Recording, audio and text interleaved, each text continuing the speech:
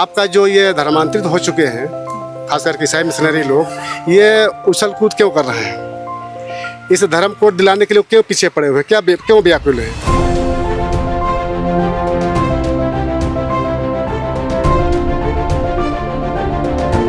आदिवासियों को, जो जनजातीय समुदाय के लोग हैं, उनको सनातन धर्म से अलग करने की एक साजिश है।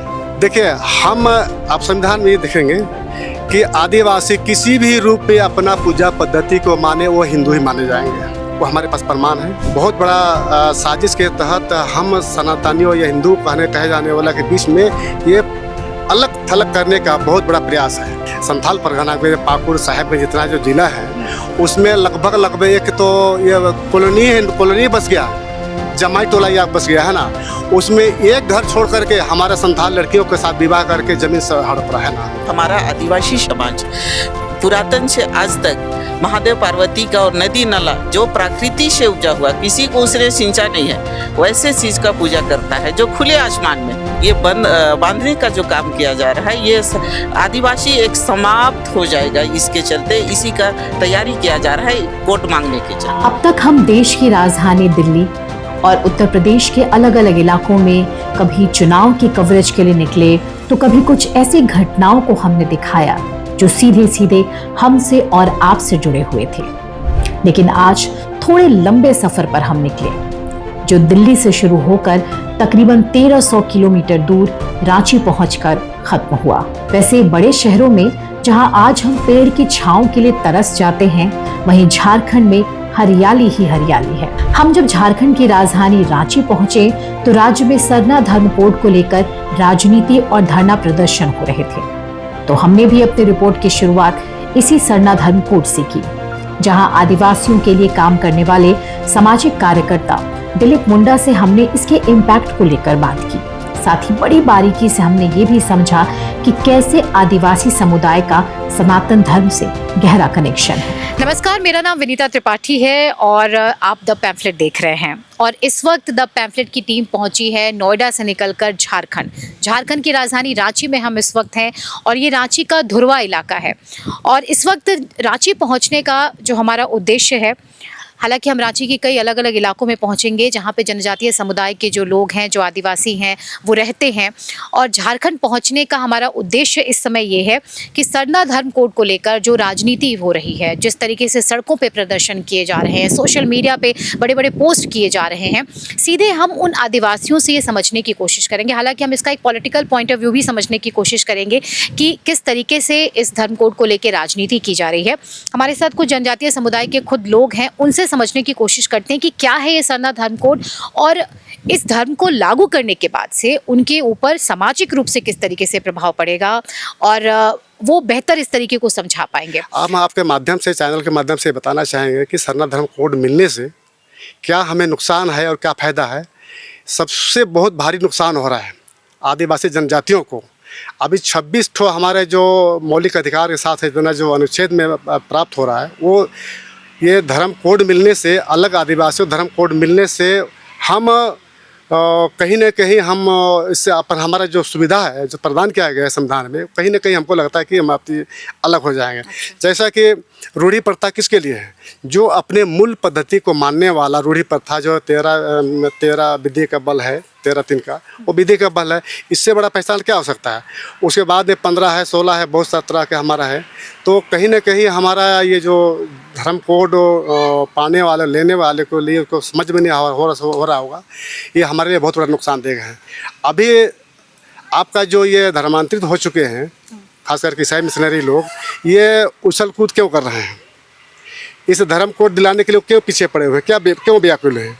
कौन कह रहा है कि हम ये विधानसभा का जो धर्म कोड का कैबिनेट नोट तैयार किया और विधानसभा में पारित करवा दिया, फिर उनके बिशप लोग हैं, उनके जो पादरी लोग हैं, वो पूरा पत्र लिख रहा है और सरकार को दबाव दे रहा है कि जितना जल्दी हो सके सरना धर्म कोड दिया जाए। क्यों भाई? आपको तो धर्म कोड मिला ना, तो आप हमारे आदिवासियों के लिए कौन धर्म मैंने ना मान, उससे क्या लेना देना आपको है? आप क्यों व्याकुल हैं? वो मैंने दबाव दे करके मर के, और यहाँ तक करें कि ये कैथोलिक चर्च की पुरानी मांग है, से जल्द दिया जाए। आप सोचने वाले बात, आप मांग किसका है? ये आदिवासी जनजातियों का मांग है या ईसाइयों का मांग है? इसलिए मांग कर रहा है कि जिस दिन हम तो अल्पसंख्यक में ही हैं, अगर कोड इनको भी मिल जाए तो वह भी अल्पसंख्यक श्रेणी में आ जाएंगे, और जो भी हमारा इनका जो रूढ़ी प्रथा, जो हक अधिकार जो दिया गया, जो मिल रहा है, वो समाप्त हो जाएगा। कल इधर रूढ़ी प्रथा रहेगा, ना ही एक कोई अति रहेगा। इसलिए ये जो धर्मांतरित हो चुके लोग हैं, ये धर्म कोड के लिए पुरजोर तरीके से मांग कर रहे हैं, है ना। और हम लोग बार बार आगाह कर रहे हैं कि देखिए, ये धर्म कोड मिलने से हम सभी को बहुत भारी नुकसान हो रहा है। हो ना हो सके हमारा जो हम बोलते हैं रूढ़ी का विधि का बल है, हमारा वही हमारा कस्टमरी लॉ है, वही हम उससे अति गाइड होते हैं, वो कहीं ना कहीं ख़त्म हो जाएगा। तो रूढ़ी प्रथा मानने वाले कौन होंगे? ईसाई होंगे, मुस्लिम होंगे, या कौन होंगे? ये सोचने वाली बात है। तो इसलिए कहीं ना कहीं हमारा जो व्यवस्था है, परंपरागत जो भी रूढ़िगत है, उसको समाप्त करने के लिए बहुत बड़ा षड्यंत्र है, मैं तो ये कहूँगा। और एक तरह की ये है कि ये राजनीतिक एजेंडा है। धर्म कोड मांगना और दिलवाना, आश्वासन देना, ये राजनीतिक एजेंडा है। मैं बोल चुका हूँ कई बार। अवैध घुसपैठ का एक बड़ा मुद्दा यहाँ पे रहा है। जो यहाँ की आदिवासी बेटियाँ हैं, उनसे शादी करते हैं जो मुस्लिम होते हैं, बाहर के लोग आते हैं, और उसके पीछे पूरी एक प्लानिंग होती है। पहले शादी होती है, फिर उनकी ज़मीन हथियाना होता है, उनकी प्रॉपर्टी को अपने कब्जे में करना होता है, और ठीक उसके बहाने उसके बाद वो चुनाव तक लड़ते हैं, और उसके बहाने वो पूरे आपके सिस्टम में घुस जाते हैं। तो आपको लग रहा है कि ये चीज़ें झारखंड के लिए बड़ी परेशानी, और ऐसे में आदिवासी जो हैं, यहाँ के जनजातीय समुदाय के लोग हैं, उनको और जागरूक करने की ज़रूरत है। लेकिन सरना धर्म कोड की बात लाके उनका माइंड डाइवर्ट किया जा रहा है। देखिए, ये जो आप बात बोले ना, बहुत बड़ा सबसे बड़ा मुद्दा है ना। जो बाहरी विदेशी लोगों को, जो रोहिंग्या जो बोलते हैं, आ करके हमारे खास करके संथाल परगना में पाकुड़ साहिबगंज जितना जो ज़िला है, उसमें लगभग एक तो ये कॉलोनी बस गया, जमाई टोला या बस गया है ना। उसमें एक घर छोड़ करके हमारे संथाल लड़कियों के साथ विवाह करके ज़मीन से हड़प रहा है ना। और महिलाएं, हमारा जो संथाल की लड़की महिलाएं हैं, और उसका पति कौन है, और उसका अंसारी है, खान है, या जो भी है ना, और उसका पद कौन है, मुखिया, आदिवासी लड़की है, और उसका पति मोहनम है, और बैक डोर से अपना काम कर रहा है ना। तो कुल मिला करके बहुत बड़ा मुद्दा विषय है। इस पर ना उठा करके एक साधारण से डाइवर्ट करने के लिए धर्म कोड की मांग कर रहा है। अभी झारखंड में, पूरे झारखंड में हर जगह जहाँ पर जो इस्लाम मुस्लिम समुदाय के जो बाहर से जो आ करके जो बस रहे, हमारा डेमोग्राफी एकदम बिल्कुल चेंज कर दिया है, बिल्कुल चेंज कर दिया है एकदम। माने हमारा ज़मीन और हमारा बेटी और रोटी माटी और हमारा आस्था विश्वास को नुकसान कर रहे हैं। उस पर कोई चिंता नहीं कर रहा है जो पक्ष और विपक्ष के लोगों को।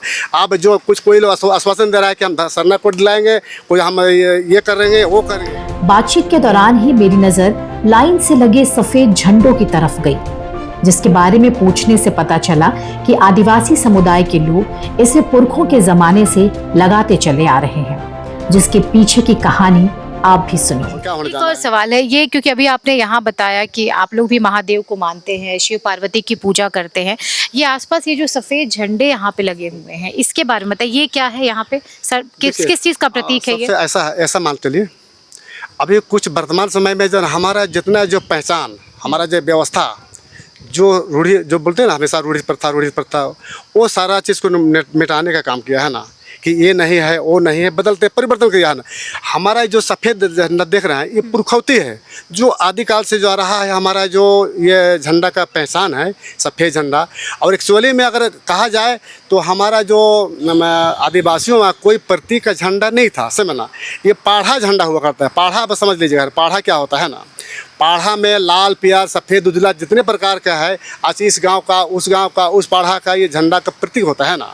तो आज चलिए किसी न किसी रूप में किसी झंडा को प्रतीक माना, हम उससे छेड़छाड़ नहीं करें। लेकिन ये हमारा दिखाने का ये अति है कि हमारा पुरखौती व्यवस्था है, पुरखौती जो पूजा पाठ है, पुरखौती हम जैसे कि सरूल में हम 3 या 4 रंगों का मुर्गे का बलि देते हैं, सावन सप्तमी में बकरे का पूजा करते हैं, जितने प्रकार के हम बात करते हैं। तो उसको हम जीवित रखने का, बरकरार रखने की हमारा, हम लोगों का जो सोशल जो कमेटीज जो लोग हैं, उसको रखने की बात करते हैं।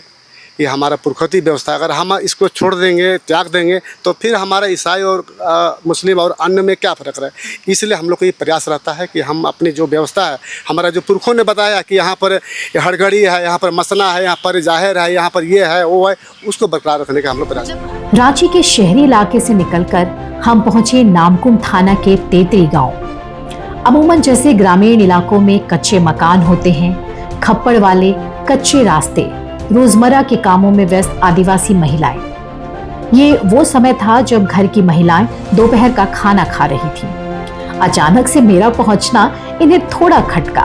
हाथों में माइक और कैमरे देखकर ये थोड़ा असहज हो गई थी। हालांकि बाद में थोड़े बातचीत के बाद मेरे लिए इनके साथ बातचीत आसान हो गई। यहाँ पहुंचने पर मुझे सभी घरों में दरवाजों के बाहर बिल्कुल हिंदू घरों की तरह ही मुख्य द्वार पर लाल टीका लगा हुआ अपने आराध्य की तस्वीर टंगी हुई दिखी।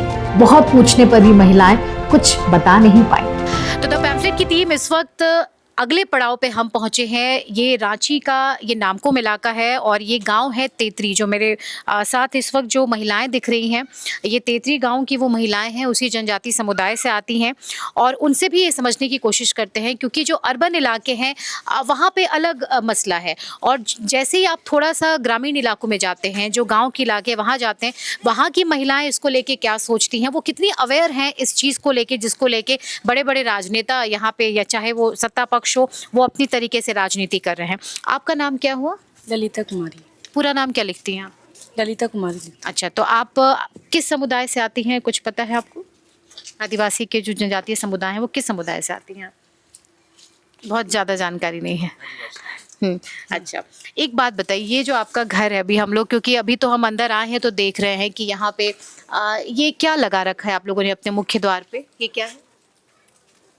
ये दीपावली पे लगाए थे, सिंदूर लगाए थे। ये क्या होता है? सरहुल वाला। अच्छा, दीपावली में। तो ये सरहुल आप लोगों के यहाँ जो पर्व मनाते हैं उसमें जी उसमें लगाते हैं? जी। अच्छा, और ये जो हाथों पे ये आपने दरवाजे पे भी लगा रखा है, ये क्या? ये दीपावली पे लगाए थे। ये क्या है? क्या लगाया तो वो है, क्या है ये? चावल का है, चावल बनाते हैं। अच्छा, तो ये सारी चीज़ें जो कर रहे हैं आप लोग, और अभी क्योंकि जो झारखंड में सरना धर्म कोड लागू करने के लिए बात हो रही है कि यहाँ की जो सरकार है वो राज्य की सरकार है, जो हेमंत सोरेन यहाँ के मुख्यमंत्री हैं, उन लोगों की तरफ से ये कहा जा रहा है कि सरना धर्म कोड लागू करेंगे। तो जानकारी है इसके बारे में आपको? कुछ जानती हैं इसके लागू होने से क्या दिक्कतें आएंगी, या आप लोगों का कुछ भला होगा, क्या क्या समझती हैं?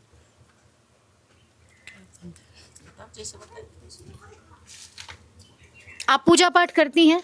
किनकी पूजा करती हैं? किसकी पूजा करती हैं आपके घर में? हम क्योंकि देख रहे हैं वहाँ पे ये मुझे लग रहा है ये राम सीता जी की है तस्वीर। राम सीता जी और नीचे हनुमान जी ये है, और यहाँ पे आपने टीका लगा रखा है। ये पूजा सरहुल पूजा करते हैं। सरहुल पूजा। तो आपको लगता है किस धर्म को आप मानते हैं? पूजा पाठ करती हैं? अच्छा, तो आप लोग उसमें किसकी पूजा करती हैं? क्योंकि अभी मैंने बहुत लोगों से बात की, उनका ये कहना है कि हम माँ पार्वती को मानते हैं, महादेव की पूजा करते हैं। आप लोग किसकी करते हैं? सरना माँ को मानते हैं। अच्छा, तो इसके बारे में कोई जानकारी नहीं है जो यहाँ पे भी सरना धर्म कोड लागू करने की बात हो रही है? जानकारी तो देखिए, यही क्योंकि जो हम आपको बताना चाह रहे हैं यही वो बात है, जो ग्रामीण इलाके हैं, दरअसल जिन आदिवासियों के नाम पे आप राजनीति कर रहे हैं, जो इंडिया अलायंस की सरकार है, बहुत ऐसे आदिवासी समुदाय के लोग हैं जिनको इस बारे में सही जानकारी नहीं है, क्योंकि वो अब भी प्रकृति के उपासक हैं, वो सनातन धर्म से जुड़े हैं, लेकिन उसको उन लोगों को इस बारे में जानकारी नहीं है कि अगर आज की तारीख में सरना धर्म कोड लागू होता है तो उनके ऊपर क्या असर हो सकता है, उनको सामाजिक रूप से कितनी परेशानी झेलनी पड़ सकती है, वो अपने सनातन धर्म की जो जड़ है जिससे जुड़े हुए हैं वो कैसे कर सकते हैं। इन्हीं महिलाओं के बीच हमें मिली अंजलि लकड़ा, जो अपने पूर्वजों के समय से इस गांव में रहती हैं। अंजलि लकड़ा ने हमें झारखंड में आदिवासी लड़कियों के साथ बाहर से आए मुसलमान लड़कों द्वारा बहला फुसलाकर हो रही शादी, झारखंड में बढ़ते जमाई टोला और आदिवासियों के कन्वर्जन को लेकर डिटेल में जो बताया, वो इस बात को कंफर्म करता है जो बातें सोशल मीडिया पर झारखंड के बारे में कही जाती हैं। और भी हमारे साथ कुछ महिलाएं हैं, उनसे बात करते हैं। आपका नाम क्या हुआ? मेरा नाम अंजलि लकड़ा हुआ। अच्छा, अंजलि जी, ये जो सरना धर्म को लागू करने की बात हो रही है, जानती हैं इसके बारे में क्या है? बिल्कुल, सरना धर्म को लागू करने की बात हो रही है और जनता भी बहुत सारे जनता मांग भी कर रहे हैं, लेकिन वो अज्ञानता के वश मांग कर रहे हैं, क्योंकि हमारा समाज जो है जनजातीय समाज है, जनजातीय समाज में हमें ऑलरेडी आरक्षण मिला हुआ है। और आज अगर सरना कोड तो हमारा ऑलरेडी संविधान के समय से मिला हुआ है, और आज हमें कोड देने की बात कह रही है सरकार।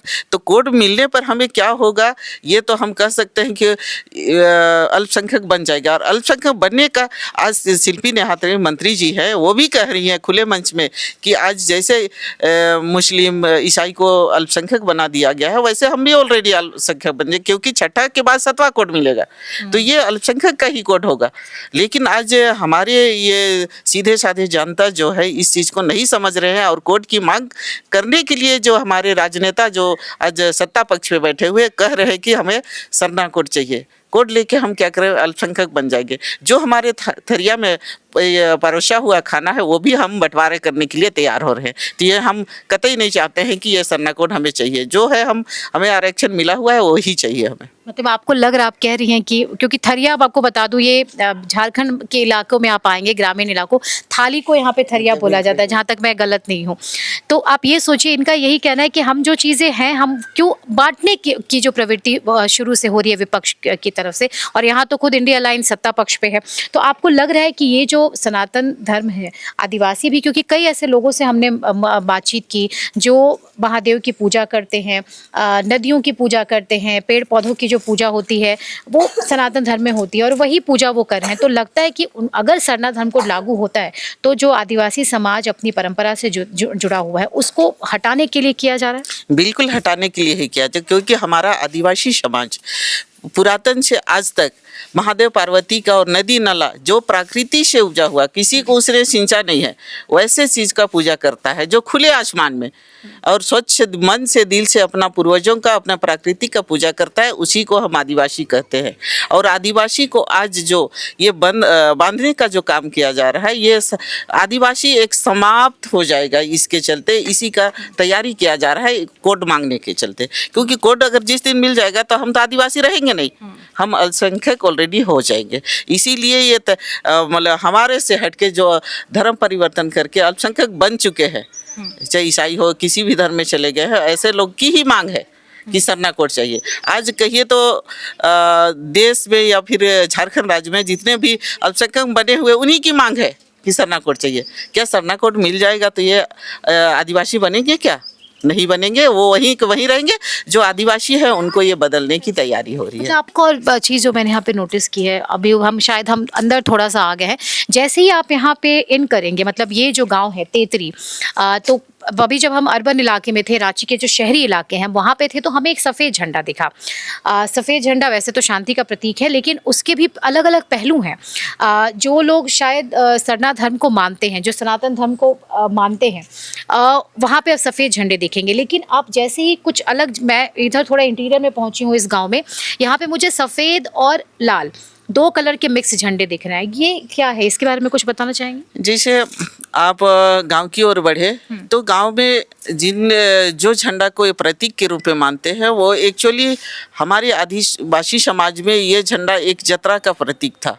लेकिन आज हमारे समाज में बदलाव के कारण ये इसको सरना झंडा मान लिया गया है, और मानने के कारण से इतना इसका बृहत मान सम्मान बढ़ गया कि इसको तुरंत मिला। लेकिन सरना सनातन धर्म में ये सफ़ेद झंडा ही हमारे, क्योंकि मरण से मतलब जन्म से मरण तक का ये सफ़ेद वस्त्र ही यूज किया जाता है। अगर बच्चा जन्म लिया तो सफ़ेद धागा से उनको लिपटा जाता है, और मृत्यु के समय ही सफ़ेद कपड़ा से ही लिपटा के उनको विदा किया जाता है। तो ये हमारी परंपरा में है।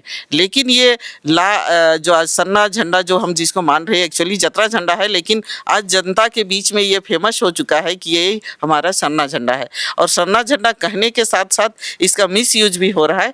किसी का ज़मीन बचाना है तो ये झंडा यूज कर ले रहा है, और जिसको उखाड़ना है वो लात मार के उखाड़ दे रहा है। तो ये हमारे लिए बहुत ठेस चीज़ है। क्योंकि एक बात आपको लग रहा है कि अगर ये धर्म कोड लागू होता है, सरना धर्म कोड, तो क्या जो आदिवासी समाज के लोग हिंदू देवी देवताओं की पूजा करते हैं, महादेव की पूजा करते हैं, माँ पार्वती की पूजा करते हैं, वो पूजा करना बंद हो जाएगा? फिर क्यों बंद होगा? क्योंकि आदिवासी समाज तो जन्म से लेके आज पूर्वजों तक ही आदिवासी समाज महादेव और पार्वती का ही पूजा किया करते हैं। क्योंकि गांव के शुरू में देवी मंडप है और अंतिम छोर के किसी कोना में सरना स्थल है।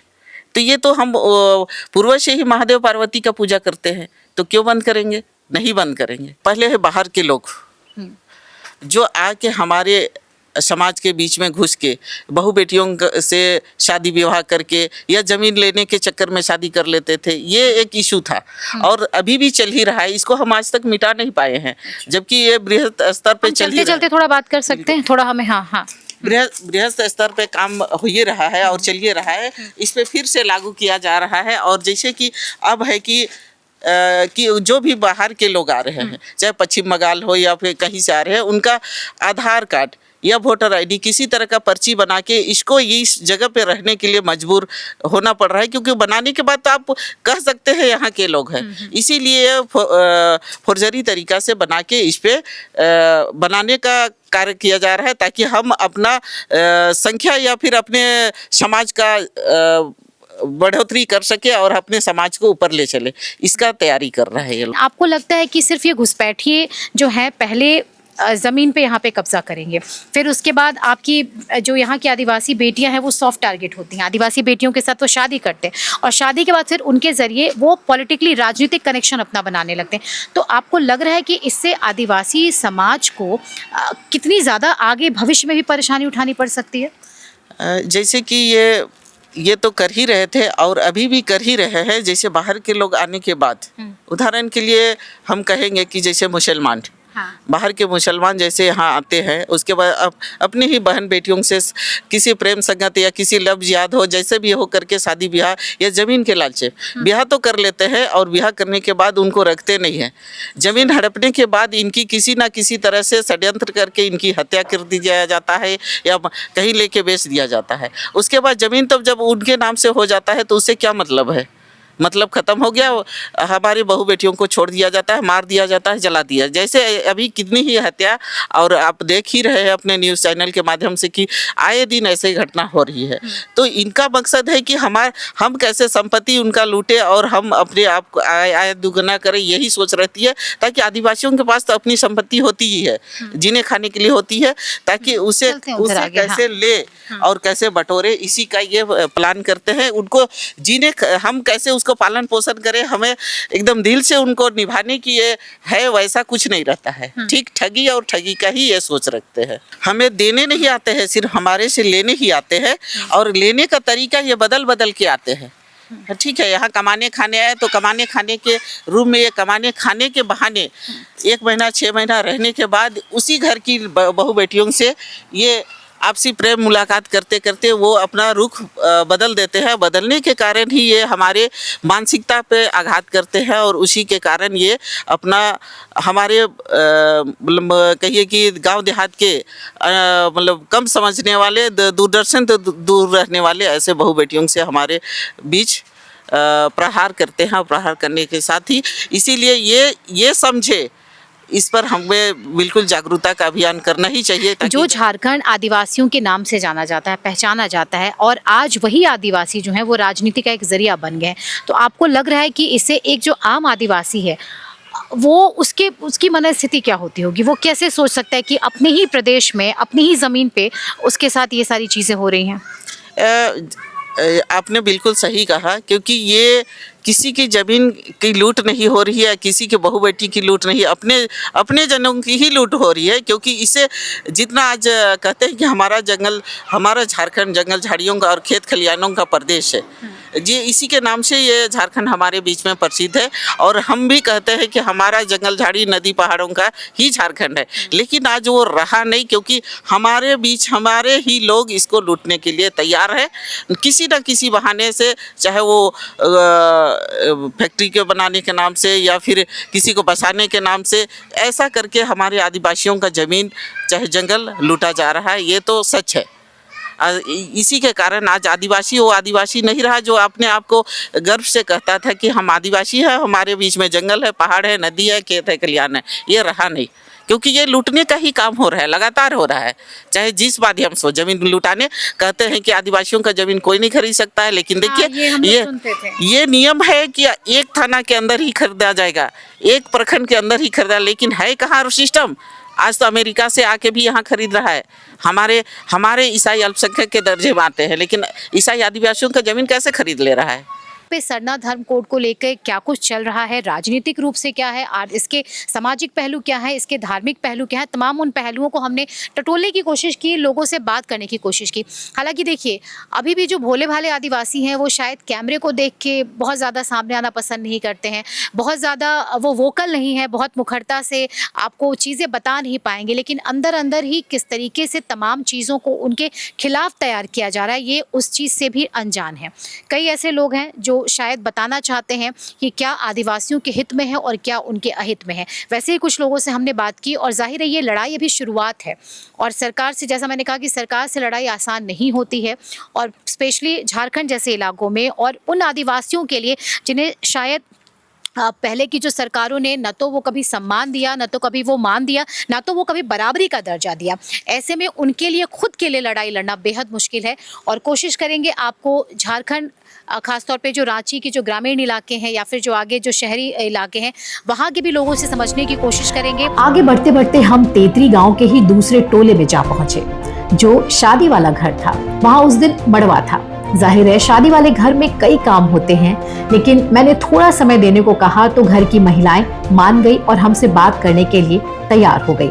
जहां महिलाओं ने कई ऐसी बातें मुझे बताई जिसे सुनकर आप ये समझ पाएंगे कि कैसे आदिवासी समुदाय के लोग वर्षों से न सिर्फ सनातन धर्म से जुड़े हुए हैं बल्कि अपने शादी विवाह और दूसरे रीति रिवाजों में भी इसका पालन करते हैं। तो इस वक्त हम तेतरी के जिस जगह पे पहुंचे हैं, ये घर है, यहाँ पे शादी की तैयारी हो रही है और देखिए जनजाति समुदाय में शादी कैसे होती है। जो मंडप हमारे यहाँ बोला जाता है, मड़वा बोलते हैं। अगर आप ग्रामीण जगहों पे जाएंगे तो वहाँ मड़वा बोला जाता है। एक बार कैमरा पर्सन को बोलूँगी ये मड़वा दिखा दीजिए ज़रा, ये मड़वा कैसा है। और यहाँ पे ये जो लकड़ी है ये भी अलग लकड़ी होती है, ये कोई साधारण लकड़ी नहीं है, ये सखुआ होता है ना, सखुआ, सखुआ की ये लकड़ी है। और ये पत्ते किस चीज़ के हैं? सखुआ के ही है। अच्छा, हाँ, पत्ता, सखुआ का पत्ता है। अच्छा, और इसी से मड़वा होता है। इसके पीछे क्या मान्यता है कि सखुआ का ही पेड़ और पत्ता हम लेते हैं? हमारा मान्यता है पहले पूर्वजों से कि हमारा पुरखा, जब पुरखा पति था वो लोग सब शुरू से ही सखुआ का ही गाड़ा है मड़वा। अच्छा, तो इसी के लिए हम लोग ज्यादा मड़वा सखुआ का ही डालते तो हैं। सखुआ के पेड़ की पूजा करते हैं आप? हाँ, हम लोग पूजा करते हैं इसका। अच्छा, हाँ। और आप लोग क्या पूजा करते हैं, किन की पूजा करते हैं?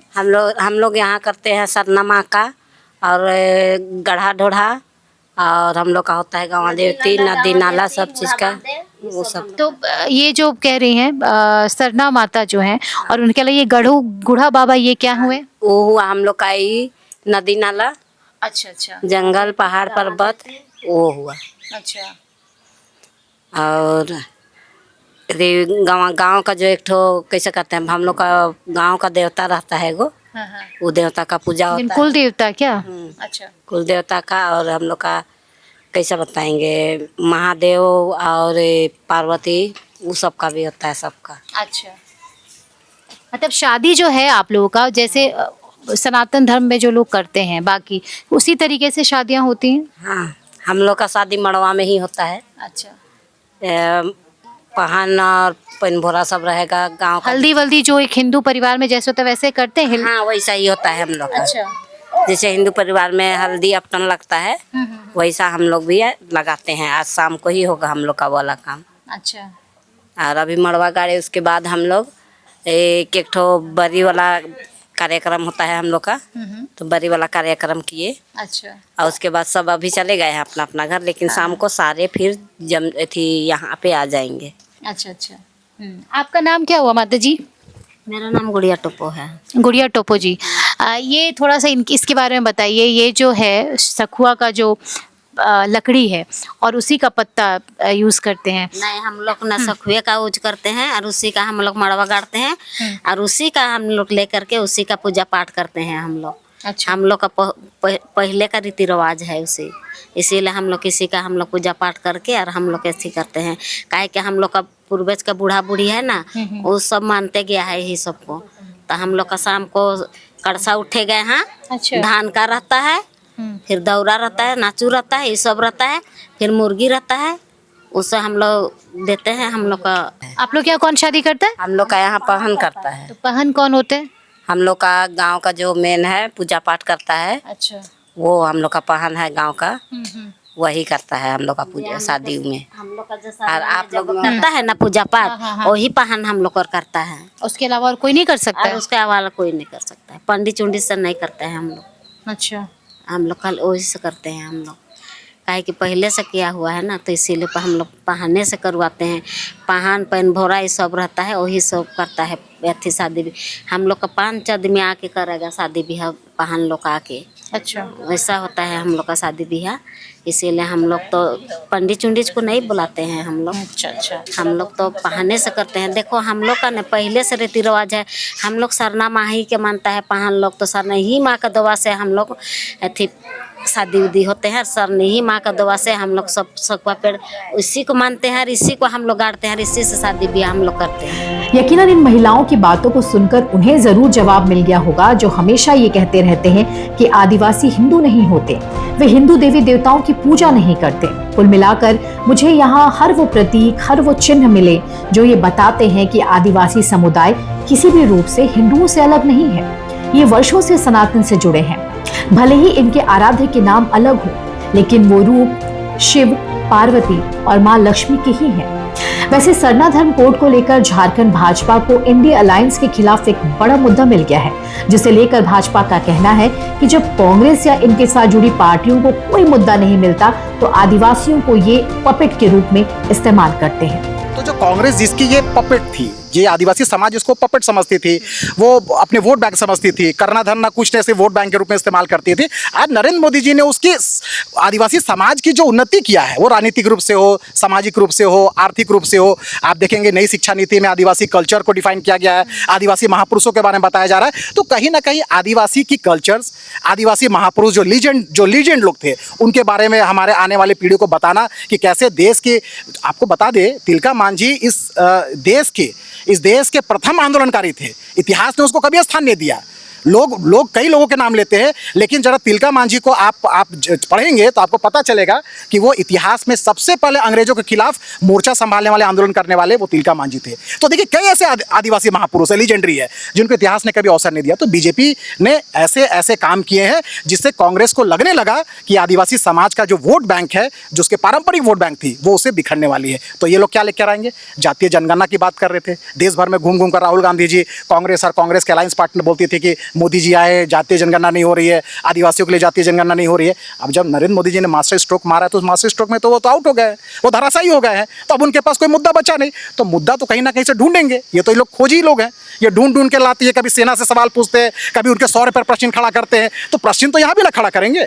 तो वो सोचे कि अब तो आदिवासी का मुद्दा तो हाथ से निकल गया है, तो क्या मुद्दा लेकर आए। एक सप्ताह तक ये मुद्दा ये लोग सोचते रहे कौन सा मुद्दा लेकर आए। तो शुरुआत किए कहाँ से? सीधे साधे आदिवासी उनको झारखंड में नजर आते हैं, तो झारखंड में एक सरना धर्म कोड की सुगबुगाहट को शुरू कर दिए। अब मैं आपको बताना चाहता हूं, ये ऐसे कुकर्मी लोग हैं, ऐसे लोग हैं जो आदिवासी समाज के सिर्फ सहानुभूति बटोरने का काम करते हैं, सेंटिमेंट्स को उछालने का काम करते हैं, और जब देने की बारी आती है तो वहां से पीछे मुड़ के भाग जाते हैं। मैं उदाहरण देना चाहता हूं। 2013 में केंद्र में मनमोहन सिंह जी की सरकार थी। उस समय मनमोहन जी की सरकार में वी किशोर चंद्रदेव जी जनजातीय कार्य मंत्रालय के मंत्री थे।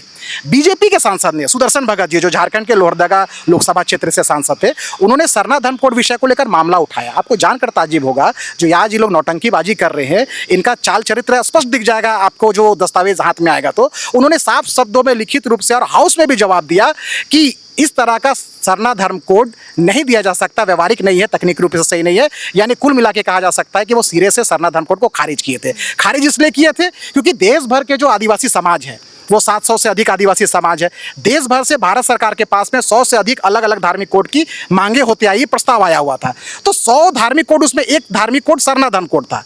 तो 99 अलग अलग नाम से धार्मिक कोड था।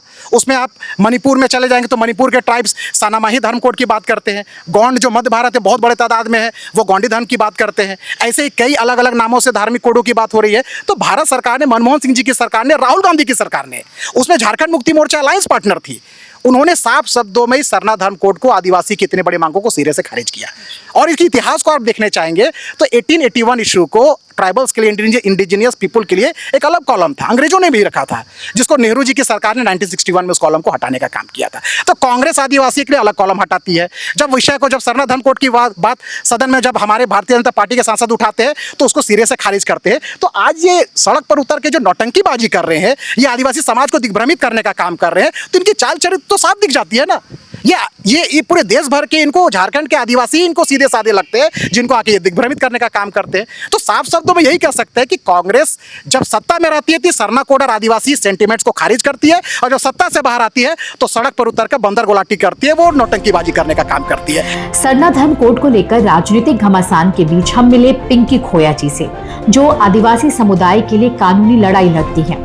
जो हमें बता रही हैं कि सरना धर्म कोड मिलने के बाद आदिवासियों को कैसे माइनॉरिटी का स्टेटस मिल जाएगा, साथ ही जो आरक्षण संविधान में दिया गया है उसे छीनने की साजिश भी की जा रही है। हमारे साथ इस वक्त हैं पिंकी खोया जी, जो कि जो ट्राइबल्स हैं, जो आदिवासी समाज के जो लोग हैं, उनके लिए कानूनी लड़ाई लड़ती हैं, उनकी ज़मीन को लेके, उनके हितों को ध्यान में रखते हुए।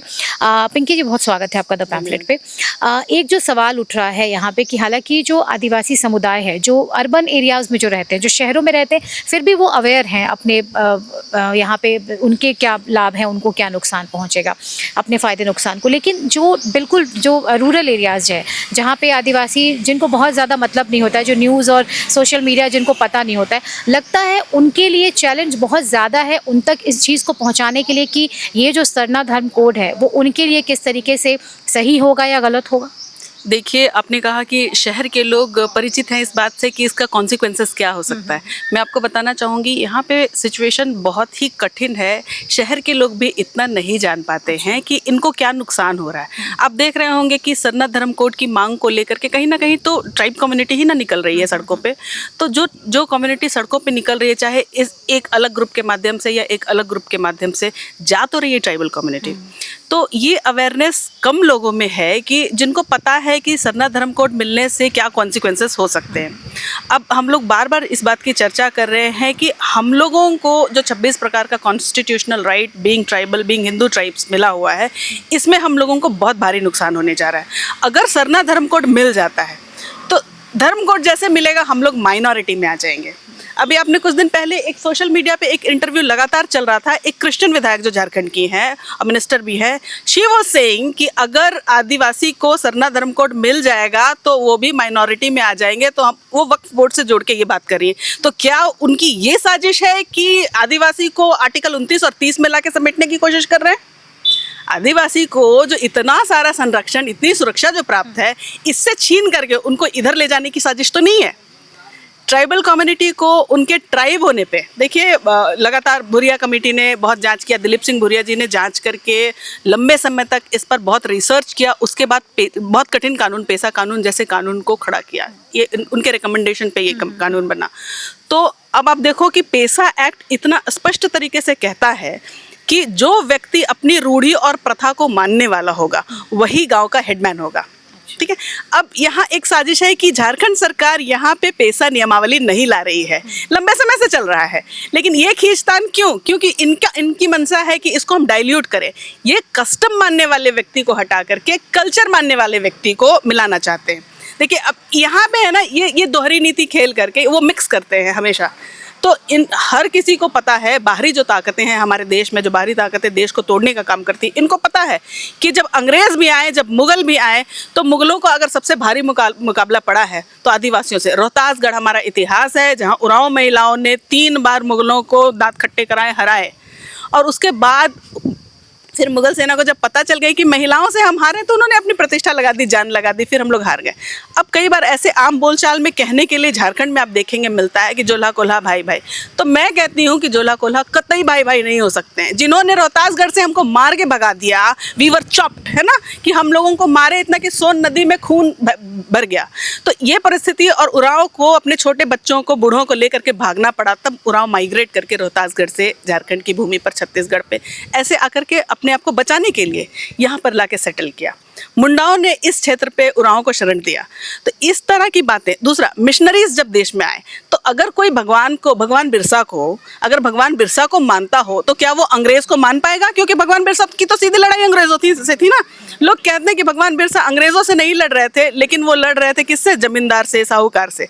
साहूकार कौन थे? जमींदार कौन थे? अंग्रेजों के लगाए हुए वैसे लोग जिनको लगान वसूलने के लिए लगाया गया था। तो एक एक्सटॉर्शन था।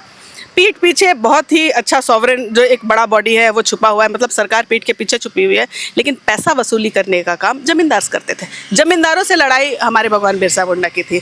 भगवान बिरसा मुंडा ने खुट्टी में चर्च में तीर चलाया, भगवान बिरसा मुंडा ने खुट्टी में पादरी पे तीर चलाया। अब ये लोग अगर भगवान बिरसा को भगवान बिरसा मुंडा कहते हैं, तो कैसे आप चर्च को मान सकते हैं या चर्च वाले लोगों को मान सकते हैं कि ये आदिवासी है और भगवान बिरसा मुंडा को मानने वाले? ये दोहरी आज भी उतनी ही बाहरी ताकतें हमारे ऊपर लगी हुई हैं, आदिवासियों पे लगी हुई हैं कि कैसे आदिवासी को डिसरूट किया जाए। आदिवासी जो है ये कंफ्यूजन पैदा करने का प्रयास है कि आप जो हैं आप वो हैं कि नहीं है, ये आप में कंफ्यूजन रहे। आप देखिए अभी लगातार हम लोग बात कर रहे हैं कि हर गांव में, मैं बताना चाहती हूँ आपको, देखिए आप कभी भी आप लोगों को मौका मिले आप रिसर्च कीजिए, हर एक रेवेन्यू विलेज में एक मड़ई होता है। मड़ई इज द प्लेस वेयर भगवान Mahadev and Devi is worshipped, ठीक है, वहाँ महादेव और देवी ही होते हैं। और आप ऐसे विलेज में भी जाओ, छोटा नागपुर की बात मैं कर रही हूँ, मतलब झारखंड के छोटा नागपुर क्षेत्र की, आप किसी भी इलाके हर एक रिकॉर्डेड विलेज में जाओ, जो रेवेन्यू विलेज है, जो सरकार के रिकॉर्ड में है, आपको हर एक विलेज में भगवान महादेव देवी माँ का मड़ई पक्का मिलेगा, चाहे वो एब्सोल्युटली 100% ट्राइब लोगों का वो गांव क्यों ना हो, क्योंकि Mahadev is a god of jungle. वो जंगल में रहते हैं, उनको डेली का सुबह शाम का आरती नहीं चाहिए, उनको भोग नहीं चाहिए, वो जंगल में रहेंगे, वो पानी से थोड़ा उनको चना मिल जाए, गुड़ मिल जाए, लोग आके माथा टेक जाए, ये बहुत है। आप कभी भी पाएंगे कि जहाँ मड़ई है वहाँ नियमित पूजा नहीं होती, नियम से पूजा नहीं होती, जब जैसे रैंडम। लेकिन एक चीज़ आप और पाएंगे कि हर एक रेवेन्यू विलेज में, हर एक ट्रेडिशनल विलेज में जब आप एंटर करेंगे ना, तो आपको उस गांव के प्रवेश में ही मड़ई मिल जाएगा। हम लोग जब जो शायद इस बात का एक प्रतीक है, इंडिकेशन है कि यहाँ पे हम सनातन धर्म को मानने वाले लोग हैं और महादेव की पूजा, महादेव को पूजा करने वाला कोई और नहीं है, ये मुंडाओं का राज है। ये मुंडा सबसे बड़े महादेव के भक्त हैं, और हर एक आपको बताना नहीं पड़ेगा कि महादेव इज एस्टैब्लिश्ड, सब महादेव स्वयंभू हैं। मड़ई हमेशा स्वयंभू है, जो 7 पिंडी की बात हम लोग जानते हैं, 7 देवी हैं।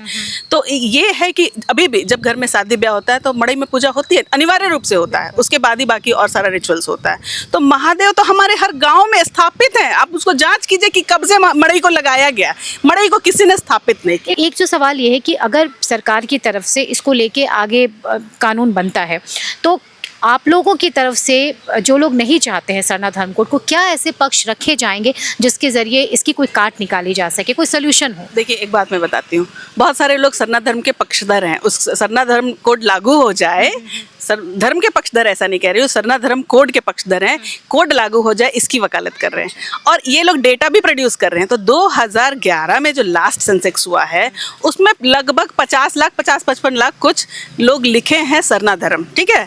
लेकिन आप ये तो देखो कि 2014 में आदिवासियों की संख्या, जो शेड्यूल ट्राइब है उनकी संख्या कितनी थी? शेड्यूल ट्राइब 14 करोड़ के आसपास थे।